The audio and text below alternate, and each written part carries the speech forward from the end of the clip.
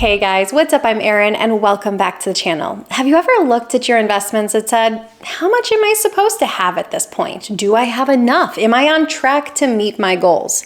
I think it's a safe assumption to say that no matter what your income level, no matter what your investment level, I think we've all had these kind of questions. Which is why I think it's so often that we see articles and headlines like this. If you make $300,000 per year, this is how much you should already have banked by 35. If I see an article like this, I'm clicking. To me, articles like this are like the reality TV of the personal finance space. You just can't turn away. But I'm going to be honest, I did not expect the answer that I read in this article. I'm going to read it here. For a family with a household income of $300,000 annually, it needs to have $1.03 million saved by age 35 to be on track for their retirement plan. I hope your reaction is the same as mine, which is, holy cow, what? The author goes on to say, sure, your eyes just rolled to the back of your head over how large that number is. Yes, they did. They absolutely did. But for those seeking a comfortable retirement, it is essential to aim for that target. Well, it's safe to say, I think we should talk about this one. If I'm being honest here, some of the author's assumptions were made perfectly clear, where others were a little bit muddled. The author tells us that this couple should be setting aside 15% of their income to savings and investments. And that's a pretty commonly cited figure in the personal finance space. But he doesn't tell us whether this money went into a Roth account or a traditional account.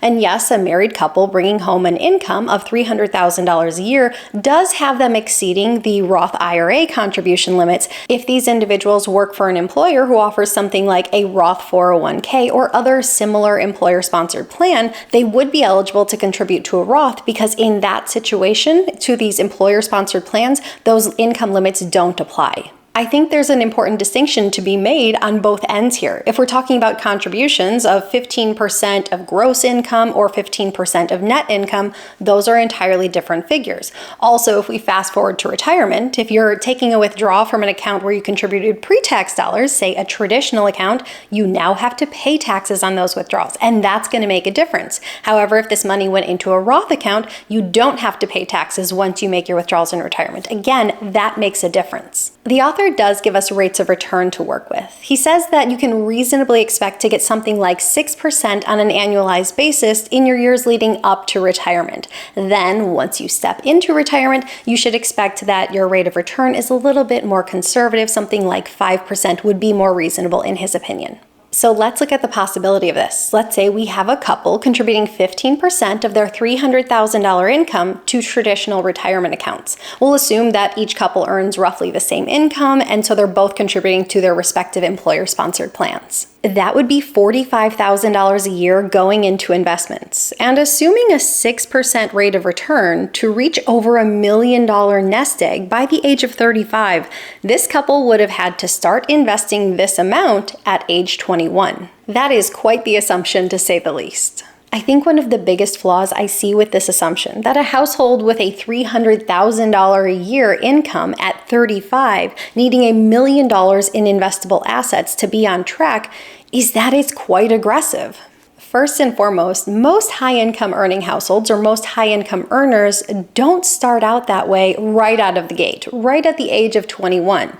Yes, this couple might be making $300,000 a year now at the age of 35, but it's unlikely that that was their income at 21 or 25 or 30. Rather, they likely saw an uptick in their income over time. It's more likely that they became high-income earners over time. Also, this number is incredibly aggressive based on pretty much every metric available out there. If we look at Fidelity's commonly cited marketing materials saying how much you should have invested at various ages, Fidelity itself says that you should have just 2 times your income saved by the age of 35. So if we were to apply that to this household, we would be talking about investments of $600,000. That is a very sizable figure, but it's a far cry from $1 million. And it's important to remember that in the beginning of your investing journey, and being in your 30s is very much the beginning of your investing journey, you are doing a lot of the heavy lifting. Much of your portfolio is a reflection of your contributions up to this point. It's not until the later years that we start to see compounding interest really taking over.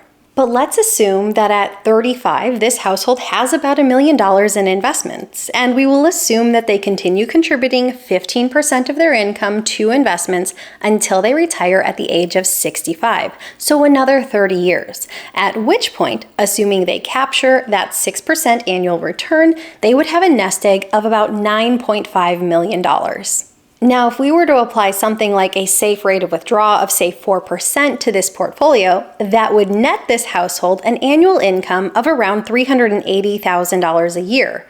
And assuming that these funds are coming from a traditional account, once you factor in taxes, that would get this household incredibly close to their pre-retirement income of $300,000. I think this part of the calculation truly points to why the author actually chose this figure. I think the author was setting out to answer the question of how much do I need to have invested at the age of 35 if I want to have the exact same income once I step into retirement. At least that's my opinion on it. Worth mentioning that notably, most people do experience a drop in spending when it comes to retirement.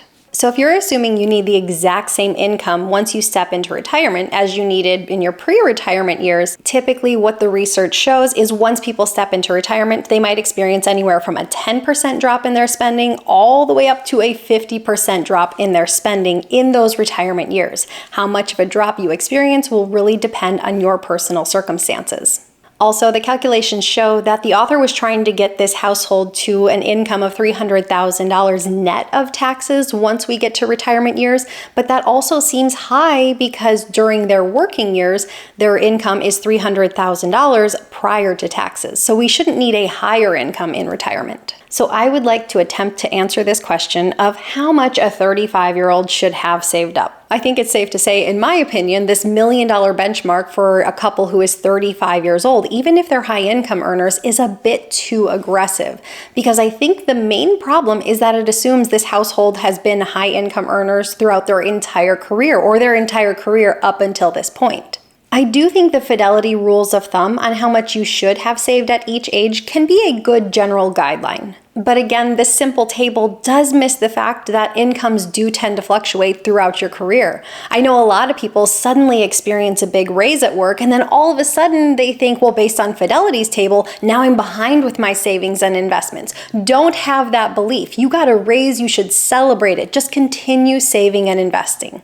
If you want a solid, specific figure that this couple could aim for, I do think Fidelity's threshold of $600,000 is a better threshold to aim for. Simply because I think $1 million figure to aim for at the age of 35 is going to lead to more frustration rather than actual helpful advice and guidance. We could also use data from the Federal Reserve, and that says for households at 35 to be earning $300,000 a year, that puts them in the top 10% of income earning households. And if we want to say that this household should have a net worth that corresponds to their income in terms of percentile, again, based on data from the Federal Reserve, this household would have a net investment portfolio of $645,000 to be in the top 10% in terms of net worth. So for this high income earning household, I think this would be a more realistic goal. I think it's important to have stretch goals, goals that force us to push ourselves, but I'm not a huge fan of having unrealistic goals. If a goal is too far out of reach, more often than not, I feel like that leads to frustration and disappointment. It's really challenging to assign an exact figure to how much you should have saved by a certain age, because everyone's financial journey is different. Our incomes can change significantly over time due to things like career progression, job changes, and even life circumstances. Some people start with a lower income that grows steadily over time. Some people start with a lower income and then get a sudden jump. Some people start with higher incomes and experience slower but steady growth over time. Everyone's journey is different. What really matters is building good habits, like saving a percent of your income consistently and investing wisely. Over time, these habits will help you grow your wealth, regardless of your income level. Instead of stressing about hitting an exact number at an exact age, focus on progress. Focus on progress towards your unique goals. There's really no one-size-fits-all approach. So what do you think is an appropriate net worth goal for this couple at age 35, earning $300,000 a year? Do you yourself have specific targets that you're aiming for at various ages? If you care to share, I'd love to read it in the comments down below. I post new videos every single week. If you got anything at all out of this one, please give it a like. If you're new here, please consider subscribing, or if you know of someone who might get something out of this type of content, please consider sharing. I'll see you soon. Bye.